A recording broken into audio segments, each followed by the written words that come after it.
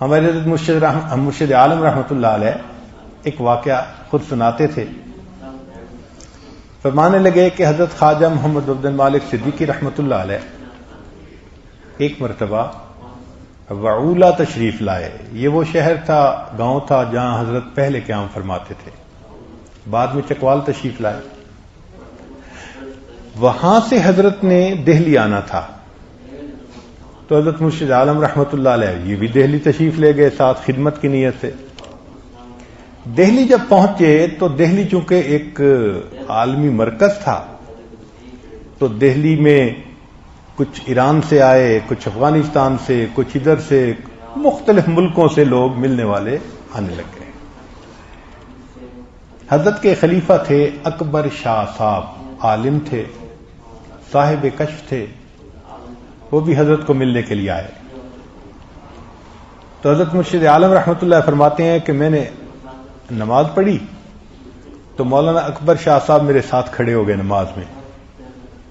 نماز کا میں نے سلام پھیرا تو امام دعا مانگ کر اٹھے تو اکبر شاہ صاحب مجھے کہنے لگے تمہارا مالا اعلیٰ میں بڑا اونچا مقام ہے، تمہارا مالا اعلیٰ میں بہت اونچا مقام ہے. تو حضرت فرمان لگے میں بڑا حیران، یہ کون ہے بھائی جو مالا اعلیٰ کی سیریں کر رہا ہے اور کہہ رہا ہے کہ بڑا اونچا مقام ہے. میں نے اس بات کو اگنور کر دیا.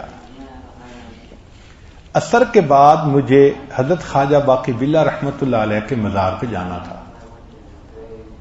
میں نے حضرت خواجہ عبد المالک صدیقی رحمۃ اللہ علیہ سے اجازت مانگی کہ اجازت ہو تو میں حضرت خواجہ باقی باللہ رحمۃ اللہ کے مزار پہ ہو آؤں، مراقبہ کروں گا. حضرت نے فرمایا ہاں جاؤ، اور غلام حبیب یہ مولانا کو بھی ساتھ لے جاؤ.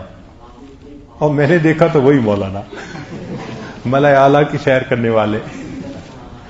تو میں حیران کہ بھئی نماز ساتھ پڑھی تھی تو یہ کیا، اب مراقبے کے لیے جا رہے ہیں، اللہ خیر کرے. وہاں جا کے مراقبہ کیا تو مراقبہ کر کے جب اٹھے تو واپس آتے ہوئے وہ مولانا اکبر صاحب جو تھے وہ فرمانے لگے کہ مجھے کشف میں تمہاری ازدواجی زندگی کے بارے میں بتایا گیا ہے. کشف میں تمہاری ازدواجی زندگی کے بارے میں بتایا گیا ہے. تمہاری 2 بیویاں ہیں، ایک بہت محبت کرنے والی، خدمت کرنے والی، نیکی والی، مگر وہ جلدی فوت ہو جائے گی. اب جس بندے کو نیک بیوی کے جلدی مرنے کی خبر دی جائے تو کہتے ہیں آپ کی 2 بیوی ہیں، ایک بیوی بہت نیک، بہت وفادار، بہت نیکوکار، مگر وہ جلدی فوت ہو جائے گی، اور دوسری بیوی تمہارے راستے کی رکاوٹ ہے، اس کو تم طلاق دے دینا.